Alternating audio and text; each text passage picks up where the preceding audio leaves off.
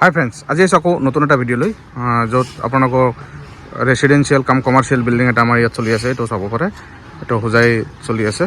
तो यार कामर जो आपडेट ये आपको देखाई दिওঁ। आगत पूरा भिडिओ आगत दिया आছিলে, तो चागे मे बी आपलोके चाइছে। तो इयात इलेक्शन और किहर कारणे कामটো बंद হৈ आছিলে, এতিয়া আকৌ स्टार्ट हब। ইয়াত দুটা কলমৰ মাজত দেখিছে ফ্ৰণ্টৰ যেটো সাইড আছে এটো আমাৰ 23 ফিট স্পান ৰাখা আছে এটো পজত, কাৰণ তলত আমাৰ পাৰ্কিং কৰা হ'ব। এটো এৰিয়া পাৰ্কিং থাকিব।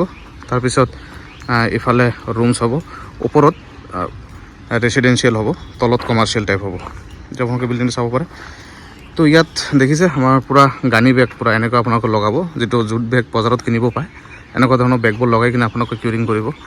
আৰু ইয়াৰ হাইট দিয়া হ'ব টোটেল 11.5 ফিট মান হাইট দিয়া হ'ব, যেটো কমাৰ্শিয়াল বিল্ডিং। আৰু ওপৰত যেটো ৰেসিডেন্সিয়াল হ'ব, তো ৰেসিডেন্সিয়ালটোৰ কাৰণে আমার হাইট দিয়া হব 11 ফিট, তাত অলপ কমাই দিয়া হব।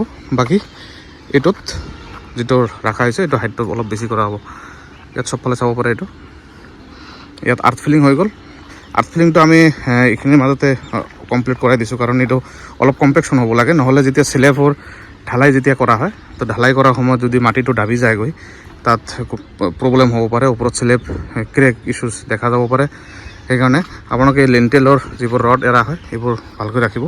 ইয়াত আপোনালোকে দেখিছে সেপ্টিক টেংকৰ যেটো এৰিয়া, আমাৰ সিঁড়িৰ তলত তো সেপ্টিক ট্যাঙ্ক দিয়া হৈছে। ইয়াত এটো পুৰা আৰসিসি সেপ্টিক ট্যাঙ্ক হয়, পুৰা ঢালাই দিয়া হৈছে। এটো পুৰা এটা চাব পাৰে। দুটা মেন হোল আছে এইফালে, তো ইয়াত আছে।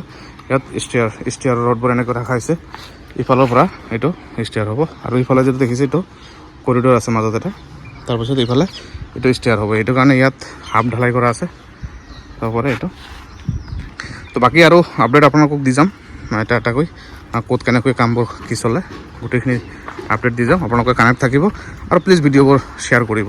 আৰু আপোনালোকে যদি কিবা সুধিব থাকে তো আপোনালোকে ডাইৰেক্টলি কণ্টেক্ট কৰিব পাৰে। আৰু যদি আপোনালোকে কনষ্ট্ৰাকশ্যন কৰিব বিচাৰে মেইনলি, তো আমি উইথ মেটেৰিয়েলছ গোটেইখিনি আপোনালোকৰ ওচৰত কণ্টেক্ট ল'ম। যেনেকুৱা ধৰণৰ আপোনালোকে বিচাৰিব কনষ্ট্ৰাকশ্যনটো কৰিবলৈ, এনেকুৱা ধৰণৰ আমি কনষ্ট্ৰাকশ্যনটো কৰি দিম।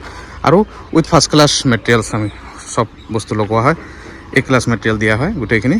টাটাৰ হোক, সাম স্টিল ৰড হোক, ধৰক সিমেন্টও এনেকুৱা ভাল কোৱালিটিৰ সিমেন্ট ইউজ কৰা হয়, আল্ট্ৰাটেক হোক, ষ্টাৰ হোক, এনেকুৱা গোটেইখিনি। তো আপোনাৰ যেনেকুৱা ৰিকুৱাৰমেণ্ট বিচাৰে গোটেইখিনি এনেকৈ আমি আপোনালোকক দি দিম। তো ভিডিঅ'টো ভাল লাগিলে প্লিজ শ্বেয়াৰ কৰিব। আৰু যদি আপোনালোকক কনষ্ট্ৰাকশ্যন কৰিব হওক, ড্ৰয়িং কৰিব হওক, কিবা যদি আপোনালোকক কনচালটেঞ্চিৰো দৰকাৰ হয় তো আপোনালোকে কণ্টেক্ট কৰিব পাৰে। তো ভাল লাগিলে শ্বেয়াৰ কৰিব please. Thank you so' much.